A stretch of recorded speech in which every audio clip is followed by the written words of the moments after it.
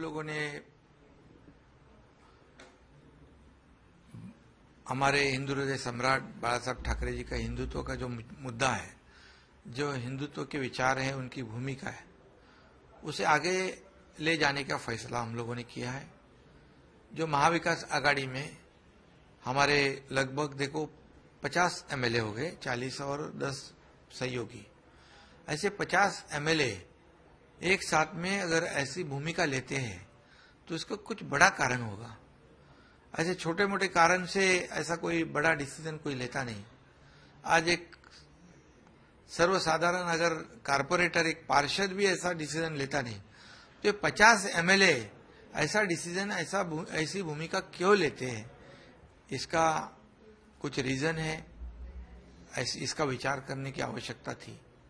लेकिन हम लोगों ने जब शिवसेना बीजेपी के साथ चुनाव लड़ा था 2019 में, लेकिन सरकार बन गई कांग्रेस राष्ट्रवादी के साथ, और इसके वजह से हिंदुत्व की बात जब जब हिंदुत्व के मुद्दे आए, सावरकर जी का मुद्दा आया और कई मुद्दे आए, मुंबई बॉम्ब ब्लास्ट का मुद्दा आया, दाऊद का मुद्दा आया, और भी कई मुद्दे जब आते थे तो हम कुछ भी निर्णय नहीं ले पा रहे थे।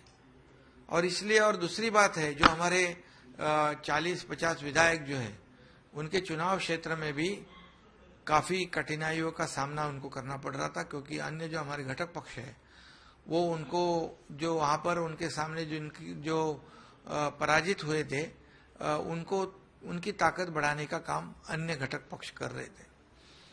और दूसरी बात, जब हम लोग चुनाव में जीतते हैं तो हमारे चुनाव क्षेत्र के जो मतदाता है उनकी अपेक्षा होती है डेवलपमेंट होना चाहिए, पानी चाहिए, रास्ते चाहिए, जितने भी मूलभूत जो काम है डेवलपमेंट के, वो अपेक्षा रहती थी। लेकिन हमारे एमएलए जो है, विधायक जो है, वो नहीं कर पा रहे थे। फंड की कमी थी और बाकी सब समस्या थी, और इसलिए हम लोगों ने कई बार हमारे वरिष्ठ जो है उनसे बातचीत की इसके बारे में कि हम इसमें करेक्शन करना चाहिए, लेकिन हम लोगों को उसमें कामयाबी नहीं हासिल हुई और हम उसमें सफल नहीं हुए, दुर्भाग्यवश।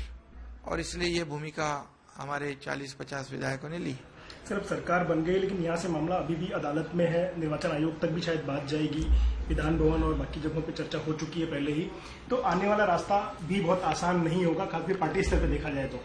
नहीं, देखिए, हम लोग कोई भी इलीगल काम नहीं कर रहे। इस देश में लोकशाही में कॉन्स्टिट्यूशन है, रूल्स है, कानून है, उसके मुताबिक ही काम करना पड़ता है।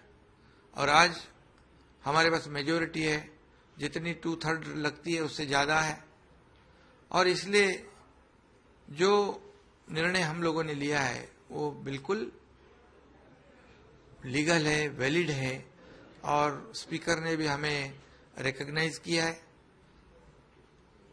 और लड़ाई जो कानून की लड़ाई जो सुप्रीम कोर्ट में है, उसके बारे में भी जब लोग हमारे खिलाफ कोर्ट में गए थे, उनको भी कोर्ट ने डांटा है, फटकारा है।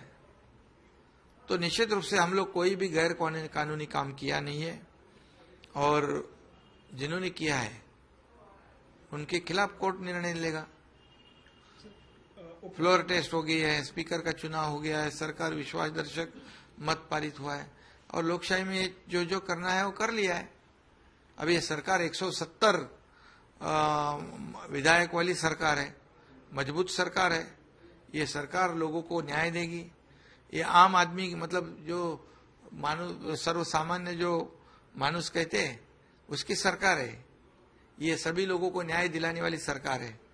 इसमें किसान है, कामगार है, कष्टकरी है, सभी जितने भी समाज घटक है, उनको न्याय देगी सरकार।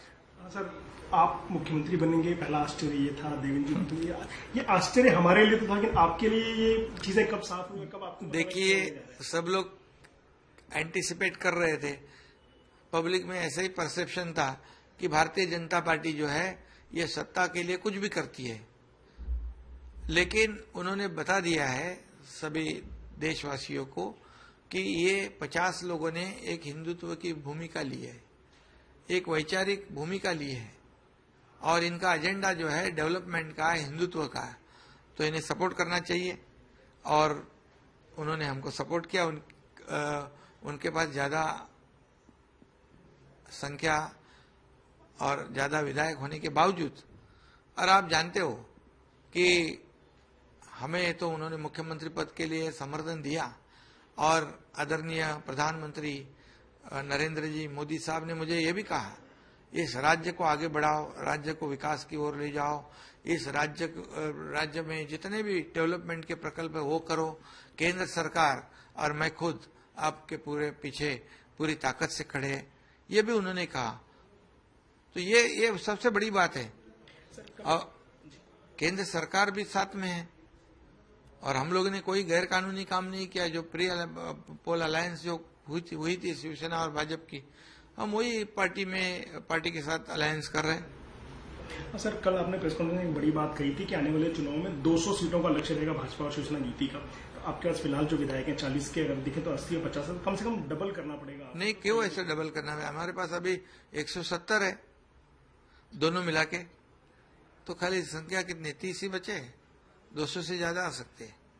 सर, एक आखिरी सवाल, आज पूर्व मुख्यमंत्री उद्धव ठाकरे अपने कार्यकर्ताओं को संबोधित करते हुए बात कर रहे थे। उन्होंने एक बात वहां पे कही कि पहले हमारी सरकार को 3 पहिए की सरकार कहा जाता था, आज 3 पहिए वाले ड्राइवर को सरकार चलाने दे दिया है, कैसे चलेगा? कहीं ना कहीं इशारा आपकी तरफ था, आपके शुरुआती। मैंने कहा है उस पर, वो रिक्शा मर्सिडीज को पीछे छोड़ दिया, रिक्शा ने मर्सिडीज को पीछे छोड़ दिया, क्योंकि ये सरकार जो है ये सर्वसामान्य लोगों के लिए सरकार है।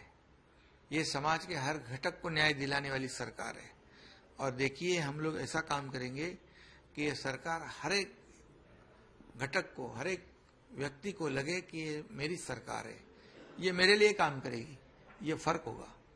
और इसलिए मैं कहता हूं कि यहाँ पर हमारे देवेंद्र जी जो है वो बड़े दिल से उप मुख्यमंत्री बन गए, उनको भी अनएक्सपेक्टेड था, लेकिन पार्टी का आदेश आता है तो पार्टी का आदेश मानते हो। और मेरे जैसे बाला साहेब और आनंद दिगे साहब के कार्यकर्ता को मुख्यमंत्री पद की कुर्सी पे बिठा दिया। इसलिए मैं प्रधानमंत्री जी का, केंद्रीय गृह मंत्री जी का और भारतीय जनता पक्ष के प्रमुख जो है अध्यक्ष नड्डा जी का, कल ही मैं उनको धन्यवाद दिया है, आज भी धन्यवाद देता हूं कि उन्होंने एक मौका दिया है और लोगों को जो परसेप्शन था वो पूरी तरह बदल दिया है, चेंज कर दिया है कि भारतीय जनता पार्टी सिर्फ सत्ता के लिए नहीं, एक विचारधारा के लिए भी पार्टी है। कैबिनेट का स्वरूप क्या होगा, कब तक? अभी बात होगी, जल्दी वो भी सब निर्णय होगा। सर, एक और सवाल जानना चाहिए, जिस तरह से ओवरऑल जो सिनेरियो चल रहा था, क्या आपने कभी उद्धव ठाकरे जी से बात की थी विषय में कि आप हमारे साथ आइए? क्योंकि हालांकि आप लगातार जिस तरह से बातें कर रहे थे कि नाराज होकर जाने से पहले किसी तरह की चर्चा उद्धव ठाकरे से आपकी हो पाई थी? हमने कई बार चर्चा की ना मैंने, कि ये जो महाविकास आघाड़ी में हम बैठे उससे हमें फायदा नहीं है, हमें नुकसान है, हमारे एमएलए चिंतित है, कल चुनाव कैसे लड़े, कैसे जीते। हम नगर पंचायत में 4 नंबर पे गए, मुख्यमंत्री होने के बावजूद पार्टी 4 नंबर पे जाती है। इसका मतलब जो सरकार का फायदा कौन उठा रहा है? शिवसेना को नहीं हो रहा है, अन्य घटक पक्ष को हो रहा है। हमारे शिवसैनिक को हो रहा है? नहीं हो रहा है। शिवसैनिक के जीवन में क्या मिला? उनको क्या मिला? पार्टी सत्ता होने के बावजूद मिला क्या? कुछ भी नहीं मिला। उनके ऊपर अन्याय हो गया, उनके ऊपर झूठी केसेस डालने, उनको तड़ीपार होना पड़ा, उनको मौका जैसे कार्रवाई को फेस करना पड़ा। तो सरकार किस लिए है? सरकार के जब सत्ता होती है तो जैसे शिवसेना है, शिव सैनिक है, उनको न्याय देना चाहिए, उनको खुद के बलबूते पे खड़ा होने के लिए ताकत सरकार से देनी चाहिए थे। लेकिन जीवन में कुछ भी बदलाव नहीं आया, बल्कि उनको नुकसान हुआ है, उनके ऊपर अन्याय हुआ है। आपने मनाने की कोशिश की उद्धव ठाकरे जी को सरकार में, पूरे माहौल में? नहीं, हमारी तो कोशिश थी, लेकिन हम कामयाब नहीं हुए, मैं बताया ना पहले ही। धन्यवाद, शुक्रिया।